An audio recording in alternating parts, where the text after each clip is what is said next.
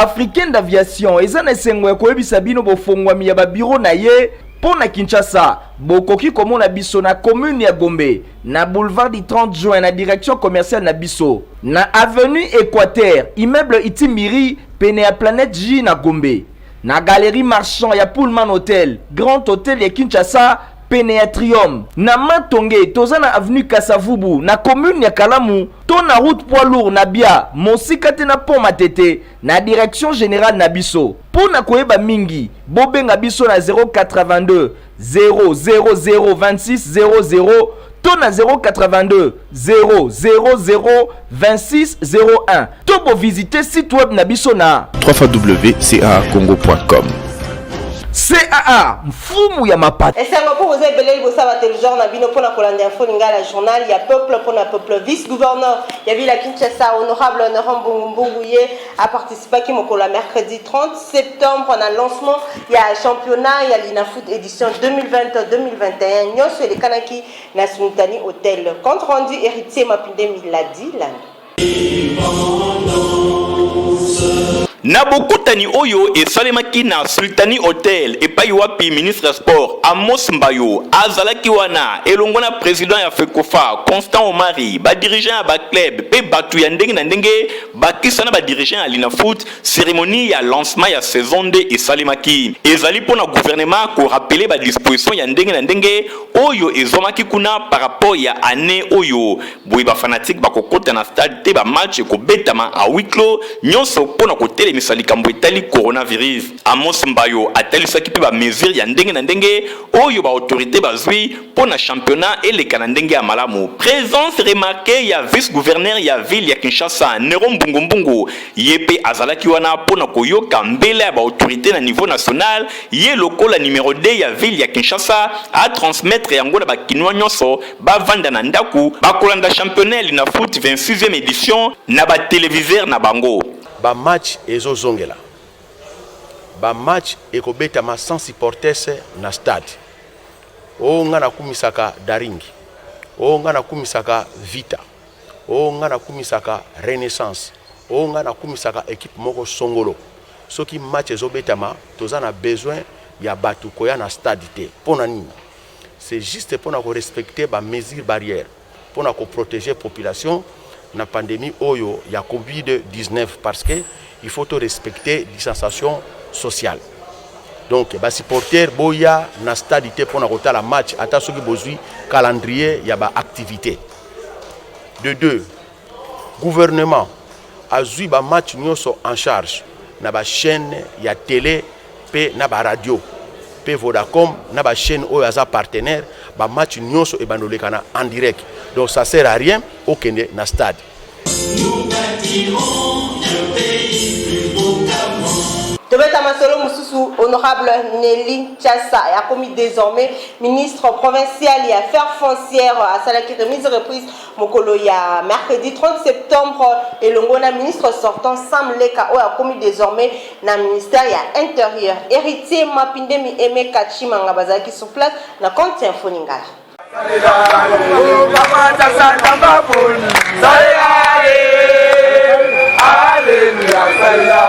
Bayambaki ye lokola reine ezali bongo honorable Nelly Chassa oyo a commis désormais ministre ya affaires foncières urbanisme pe habitat na ville ya Kinshasa. Batu bayaki belé na hôtel de ville ya Kinshasa pona ko assister na cérémonie ya remise reprise et longona ministre ya affaires foncières sortant Sam Leka nyonso eleka kitoko boye ministre provincial Sam Leka oyo akosokipe désormais na intérieur ayambaki malamu babetaki masolo liboso ya personnel ya affaires foncières urbanisme pe habitat bapanzi sango pe ba proche mususu bazalaki wana bongo na sima basalaki ba échange ba signataire pe ba pesanaki mbote cérémonie elekaki kitoko ministre sortant Sam Leka a promettre Nelly Chassa collaboration moko ya kitoko pambate ye aza déjà une expérience dans domaine oyo. Nelly Chassa Mbungu ye pe atalisike azali wana po na ko servir ville ya Kinshasa par rapport ya expérience oyo ye déjà azwi ndenge atalisi na micro ya Info Lingala.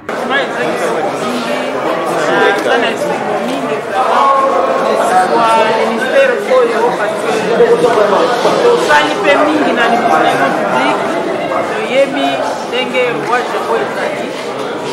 C'est pas pour rien que le gouverneur azwaki vraiment idée ya kotia ngai na place na tete ya ministère wana nazali kosambela vraiment son excellence monsieur le gouverneur nazorasure ye ke nakosala mosala malamu ndenge mpe bakontinue kosala na bango la confiance. Bato nyonso bazalaki impressionné komona cérémonie ndenge eleki kitoko. Ministre Tchassa Mbungu Marineli ya affaires foncières a promettre ko travailler kitoko, surtout que azan expérience moko ya makasi déjà, a félicité pe gouverneur ya ville ya Kinshasa Gentini Ngobila Mbaka P. Emmanuel Chadari oyo azali secrétaire permanent ya PPRD na ndenge ba pesiye confiance pour na ko servir ba Kinois. Agence nationale d'électrification et des services énergétiques en milieu rural et périurbain ANSER na Mokuse Bango ba présenta ki logo na bango la mercredi 30 septembre na fleuve Congo héritier Mapindemi Aimé Kachimanga. Reportage. Agence nationale d'électrification et des services énergétiques na milieu rural pe périurbain bango ba célébra ki ba lauréat oyo ba sali logo na bango na ndenge ya malamu. ANSER bazalaki wana na fleuve Congo hotel na bokambemi ya DG na bango Chinamuni oyo ba pesaki ba lauréat ba prix oyo esengeli na yambo DG ya ANSER Chinamuni azwaki maloba po na kotalisa mission ya ANSER mosala oyo epesameli bango ya kotia lotiliki na ba fin fond ya République démocratique du Congo bisika nyonso oyo ezali dans le noir. Atalisi confiance oyo chef de l'État Félix Antoine Tshisekedi Tshilombo a pesaki na bango bako décevoir ba congolais te na mosala oyo ANSER akosala. Sur place, Papi Pungu oyo azali vice-ministre ya ba ressources hydrauliques yepe azwaki maloba po na kotalisa mission oyo epesameli ANSER pe confiance oyo epesameli bango. Bosimba ke depuis le 18 août nde concours ezalaki lancé et pa ya ba jeune po na kosala logo ya ANSER. Parmi ba nyonso ba postulaki bazalaki plus de 240 misatunde babimaki na mai. Ezali bongo Noela Kage oyo abimaki 3e, Mathieu Makelela abimaki 2e, bango na bango bazwaki ba chèque oyo elongo bani. Bongo na première position ezalaki bongo Arnaud Bachie oyo abimi moto ya yambo azangaki pete kotalisa esengo na ye elongo na ba lauréat mususu. Sepeli mingi du fait que Nzambe asali ngolu nazala parmi nazala gagnant. En tout cas, dans ce pays makasi, comme on a que création d'anga et participer au développement et Mbuka Oyo, on a parmi les 3 premiers et dans ce pays makasi, qu'on a pris Oyo, en tout cas, et encouragé Ngai, même si nous avons premier été, nous avons 3e et nous avons pris Ngai. Reportage P et Salemaki pour na kotalisa ndenge nini ba lauréat Oyo ba impression na bango ba pesaki par rapport ya mosala Oyo et pesameli bango. Bosimba ke ANSER na bokambeme ya DG Chinamuni bakani kokende musika oyo ko permettre bango à partir ya 2021 performance ya ANSER et monana na République démocratique du Congo mobimba. Bateau bazana basali ya bibembe bazalaki bongo la mercredi 30 septembre na rentrée parlementaire pour na kosenga na ba députés provinciaux balukila bango solution pour basali na bango efungama héritier Mapindemi Benjamin Boulembi Aimé Kachimanga. Bande nyonso ya ba service funéraire pe ba nyonso basalaka bisika balelaka bibembe ndenge l'État azwaki décision ya ko suspendre biloko oyo bazali komilela batondisami na chômage bazali kosala sous mosalate balobi plus de 800 salles mobimba ezali fermé plus de 1500 personnels bango bazana chômage talatina na bango na bureau ya assemblée provinciale tangu ya rentrée parlementaire bayaki pona kotalisa pasi na bango et pa ya ba députés provinciaux enfin que l'État azo ba décision mususu ba fongola ba salle oyo balela kabibembe pour permettre bango ba vivre ndenge batalisi na micro ya Info Lingala bibembe et ça la 4 heures du temps. On comprend 4 heures du temps. Pour eza ya mokonzi. Mais ouais, biso, batu ya pamba et ça la 30 minutes. Est-ce que c'est ce qui est normal? Le problème qui est là, notre gouvernement n'a pas de sursoir pour atonga bananité. Tala oya mama emo, bokende ko filmer yango. Oya mama emo, eza na lelo eza na niveau nini? Siko bazo sala nini pona bibembe wana? Patron ya la police ville à Kinshasa, Silvano Kasongoye a sololaki mokolo mardi 29 septembre na hôtel de ville à Kinshasa na ba responsable ya Seko ba commandant ya district a pesaki bango ba instruction ferme pona ba taxi catch. Michael Bristoto a salué le compte rendu. Commissaire divisionnaire adjoint ya ville ya Kinshasa ya police nationale congolaise Kasongo a telemi pe a beti loboko na mesa po na kotelemela criminalité na ville ya Kinshasa. Natina Wanande a sangisaki ba membre nyonso ya association des chauffeurs du Congo a Seko na mokuse pour base de la disposition afin que le Cambouetali criminalité et si la taux est diminué na ville ya Kinshasa pambate ba plainte ya ndenge na ndenge ezali koya mikolo nyonso ba enlèvement pe makambo ya mabe ezali kosalema surtout na ngambo ya mituka babengi catch na ndenge bazali ko enlever batu. Natina wana général Silvano Kasongo azwi ba mesure elongo na Aseko pour na ko sécuriser population avandi na ville ya Kinshasa. Alors on a beaucoup c'est au premier point nous avons une solution à court terme, nous avons une solution à long terme. Solution à court terme mais ali dans nos investigation tout ça là. Nous avons produit déjà fruit pour se tangi pour la banque à la militaire. Il y a mis balais ali makambo ya la roadblock tout ça là. Ils ont continué. La mission des alliés et l'instruction de Pesaki pour la mituka kontambola fumée d'origine. C'est pas que ça va vite sur les alliés fumée à local là. C'est que balongo so balongo ite police ya kotia maboko. Décision ya suka otozui pour un court terme les alliés à partir ya vendredi taxi nyos jour à partir de 18h ba ko muna na 4. Soki to monika ka taxi eza muna qualité de kangango. Et puis yo les commence de combali avant matin la taxi on ta la soki mine des alliés au mati. Soko moni taxi et mine de la qualité combatante. Tobanzi ke ba disposition lokola ezwami esengi suivi ya makasi ezala pour na ko sécuriser population ya Kinshasa pambate ba décision soki ezwami suivi ezali ko salemate et komaka na yango lettre morte. Commentaire pour tout Colandesa bongo ya héritier Mapindemi. Tout pour suivre le journal Abisso Colombo Sabino qui est compagnie africaine d'aviation Fly CA spécialiste ya Congo profond à tel Sibino ba différents agences naye Michael Bristoto Tom Mwabi reportage. Fly CAA compagnie africaine d'aviation a memé libino zamba ya ba destination oyo bokoki ko voyager na étendue mobimba ya RDC bozana Kinshasa, Lubumbashi, Goma, Mbujimai, Kananga, Mbandaka, Kalemi, Bukavu, Beni, Bunia pe Kisangani. Pona bino nyonso bolingi ko voyager na ba destination oyo CAA apesi bino possibilité wana à travers Ruenze ya ba fréquence pour bo voyager na tranquillité. Bakisa ba condition de voyage hors du commun. Loko la Lubumbashi 5 fois mokoka na semaine, Goma 4 fois na semaine, Mbujimai 5 fois na semaine, Pembandaka 2 fois par semaine. De bête tour na éducation pour la consommation Institut facultaire de développement IFA de Moussé Wabani déjà l'inscription pour l'année académique 2020-2021. Stéphane Stande, reportage.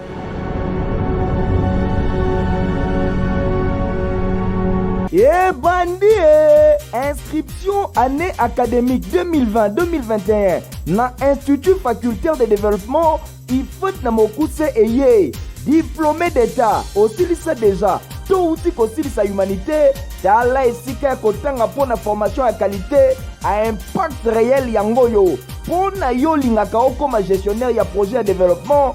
Seule adresse pour Yango yo IFAD Yoka awa bokokuta 4 départements mokoka loko la science et technique de développement na kati nango bokozwa gestion de l'environnement et assainissement bakisa organisation sociale nyonso kobanda graduate na licence Yami Balé département de sciences informatiques bokokuta na kati analyse et programmation na graduat kasi conception des systèmes d'information bakisa réseau informatique et zakaka pona licence Yami Satu bokokuta département de santé publique awa bokozwa sciences infirmières santé publique bakisa gestion et administration des services de santé et silité bokokuta lisusu département des sciences de l'information et des communications des organisations awa bokozwa journalisme avec mobange na studio ya mokwake na pointe mpona bapratique ya ndenge nyonso bokozwa mpe lisusu communication des organisations yoka na IFAD institution ya mpifo aorganizaka chaque année bavisite guidée na basite ya minene ya République démocratique du Congo nyonso mpona koconcilie théorie na pratique oyo bana bazwaka boyeba mpe bosimbake na IFAD soki osilisi formation na yo yebaki okobima na clé na maboko veut dire okozala non seulement capable ya kosala misala nyonso kasi okozala capable ya kocreye entreprise na yo moko engaye na IFAD bakondition ya kotangela eza kitoko kobanda na baauditoire oyo elenda na ndenge kosakana te ti na salle de conférence esika baséminaire esalemaka IFAD eza na baprofession super expérimenté na IFAD bokokuta de vacation ya journée ya soir bosimbaka IFAD eza lié na archidiocèse ya Kinshasa bozela lisusu te kobanda kaka sikoyo bolekaka deja vite fait na baservice ya IFAD mpo na kosomba baformulaire ya inscription IFAD yoboya tika pardon mfumu.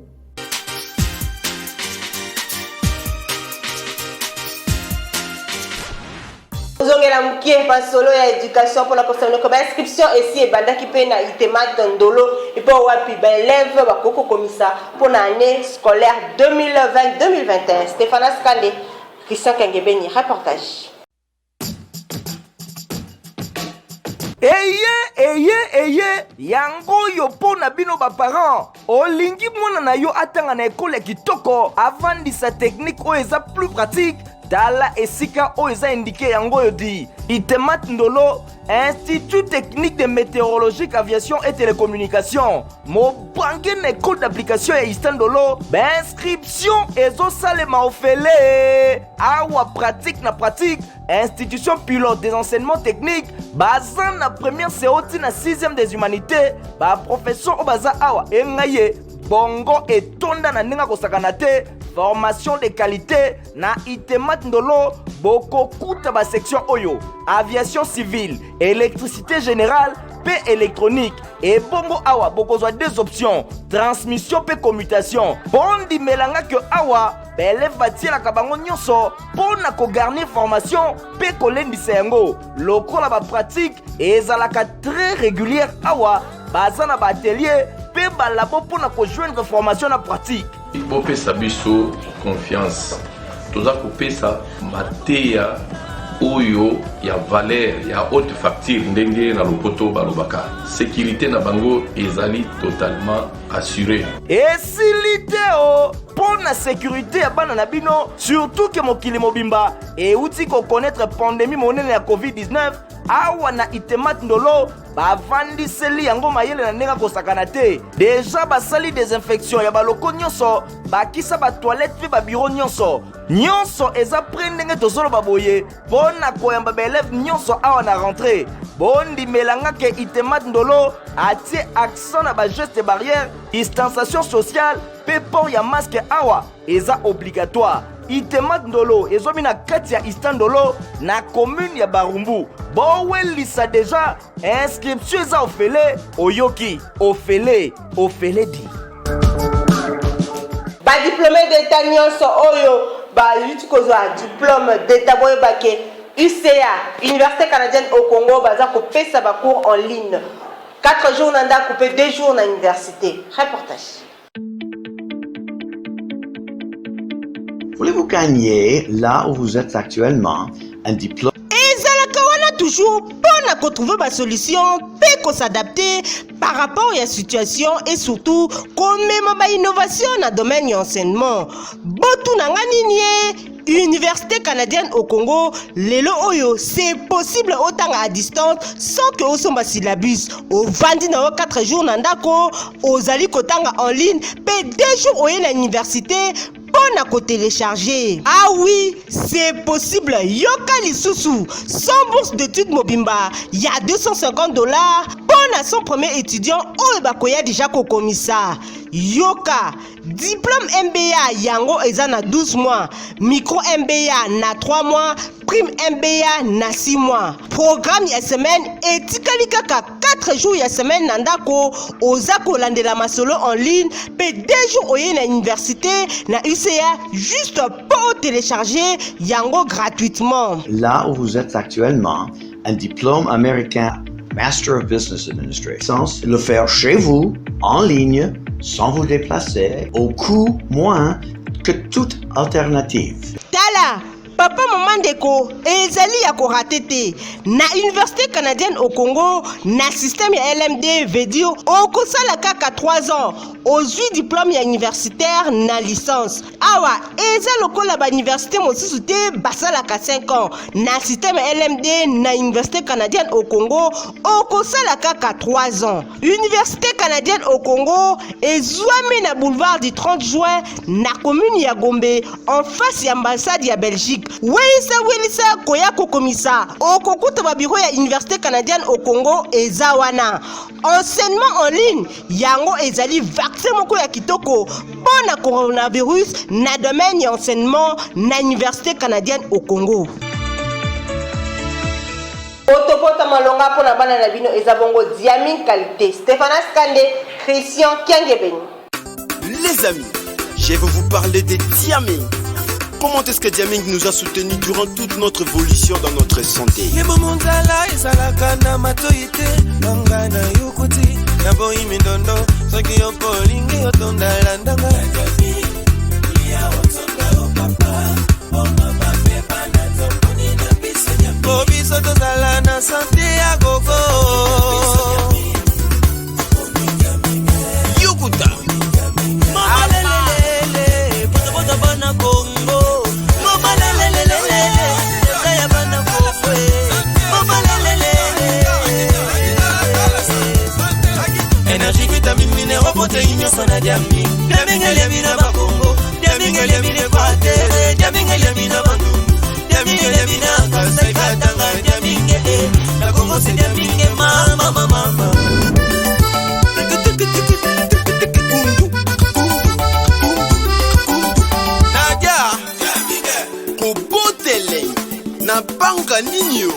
Diaming ezali. Olingo changer bouye.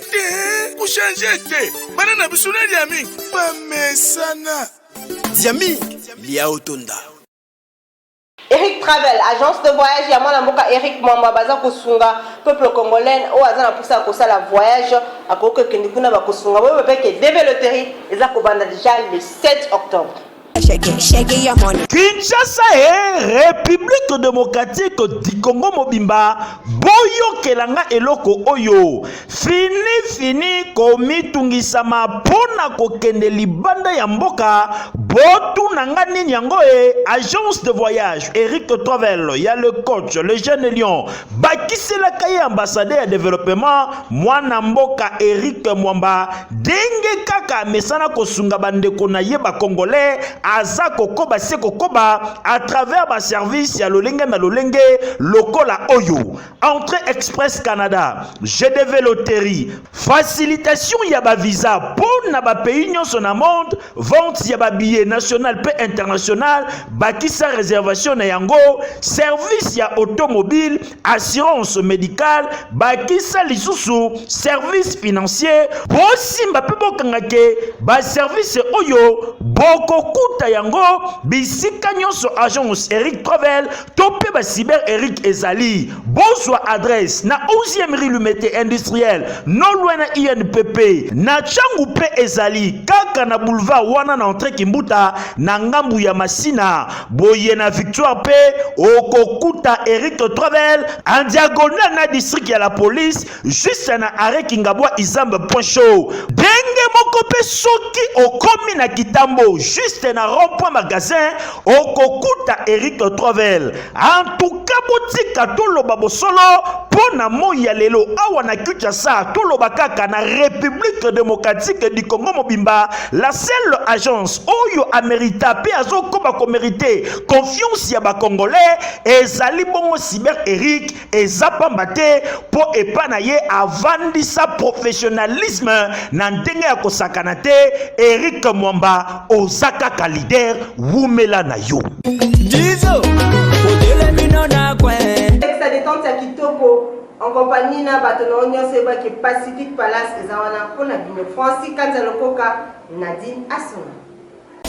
Je vais pas. Arrête, tu vas me faire tomber, c'est quoi? Ici c'est sale, c'est pas beau. Ah mais dis-moi, qu'est-ce que tu veux? Pacific Palace. C'est où Pacific Palace? C'est beau là-bas, il y a des piscines. Mais c'est quoi ça comme histoire? Hein? Maman. Bébé. Ok.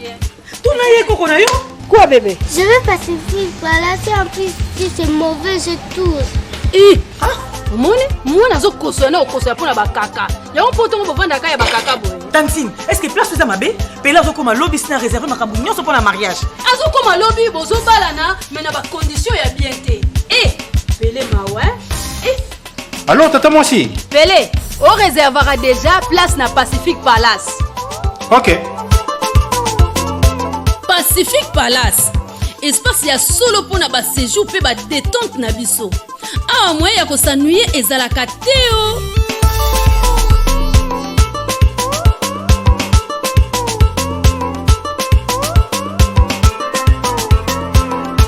Nabana baza ko se retrouver na baje ya ndenge na ndenge. Pona ba mariage pe autre manifestation na biso. Espace Pacific Palace et bongiseli biso salle de fête ya kitoko. Salle ya cinéma, pe salle ya sport pour maintenir nzoto toujours en forme. Restaurant, terrasse, pe tozolia taba autour ya piscine. Espace Pacific Palace, ezwami bongo na mitendi à 100 mètres ya joli site. Ce que outi Kinshasa, pour ba oyo ba utaka Congo central à 50 mètres. Awa na kati ya Pacific Palace, bango bazui wapi? Ata soki bazui, est-ce que ba osalela ngo boy? Boulot est toujours kitoko, ils ont salé avec professionnalisme, sacrification, ils ont salé avec saut de mouton. Pour découvrir en haut à travers éléments où il y a Tom Moabi, Francis Kanzalo Koka, Michael Bristoto. Boza ko revete, tozali awa bel et bien na soud mouton et sosimat, bondi melanga que modèle boulot tetami awa pardon.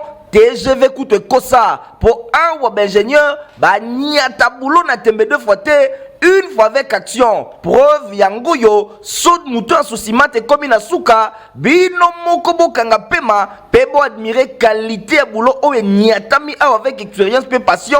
Kwenti kwe kandala mosale vandi pe sili kitoko kobana na ba rampe ezala na côté ya batete la tina côté ambassade ya France komatati likolo na plateau masolo carré kosakana te sod mouton nyonso eza asphalté ndenge bokoki komona ba séparateur ici evanda kitoko en place kobanda likolo ti kokita na ba rampe ndenge moko pona ba glissière propriété pe classe nde vandisi mosala oyo kitoko pour preuve batol déjà balongoli parti moko ya ambassade ya France ti na se ya plateau to na se ya pont déjà mituke komi koleka oyo eza kouta shaumba po e matati magasin nyonso na satisfaction ya population oyo amonaki mosala oyo depuis bandeli akembi alie mino kasi lelo sourire ezongi nelongi bandimi faci béton veut dire béton na béton oyo aza déterminé ya kopesa congolais posa ya kolinga mboka na bango.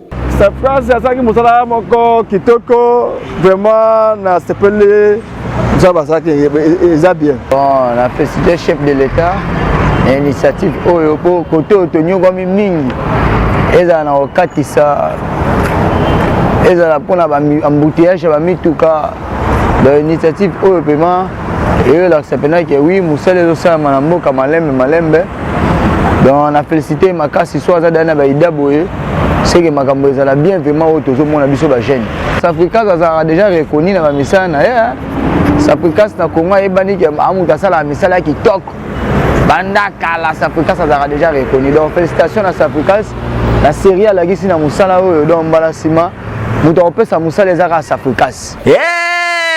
soki peuple andimi pe aza kopesa mokakoswana numéro 1 ya ekolo Congo, incarnation ya peuple d'abord Wayambo, le chef de l'État Félix Antoine Tshisekedi Tshilombo. En tout cas, ils ont pambaté potala leloyo. Safricas, l'expérimenté na génie civil, azako tafu na boulot oyo, question à rendre matériel, vision ya mokonzi ya mboka, sod muto ya sosimat, et tikalika ka question inauguration, en attendant ma travaux à finition, pour boucler la boucle ndenge balobaka yango ndeza ko salema ba projecteur ne boko komona et si etiami déjà pour na ko éclairer. Premièrement, to féliciter président Fatih Beton parce que na initiative na yende to moni sotu mouton et salemi ezalaki nango lokola maseki mais to moni yango vraiment réalité.